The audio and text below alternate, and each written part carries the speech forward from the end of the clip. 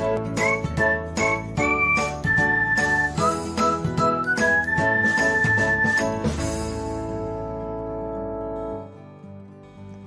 everyone, welcome back to another episode of Technologyglance. In this video, I'm going to guide you through how you can get notified when a pre-followed user joins threads. So, let's get started. Watch till the end and don't forget to subscribe to Technologyglance by hitting the subscribe button and press the bell icon so that you'll never miss another update. Without further ado, let's get started. First of all, open the Threads app on your device. Now, tap on your profile icon. Next, select the hamburger menu.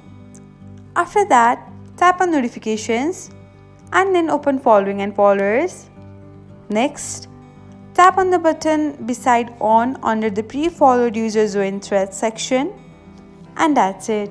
This is how you can get notified when a pre-followed user joins threads. Thanks for watching. If you found this guide helpful, we will love it if you hit the thumbs up button below. We upload great new tech tutorials like this one every day. So, don't forget to subscribe to our channel and hit the bell icon to get an update as soon as we post a video.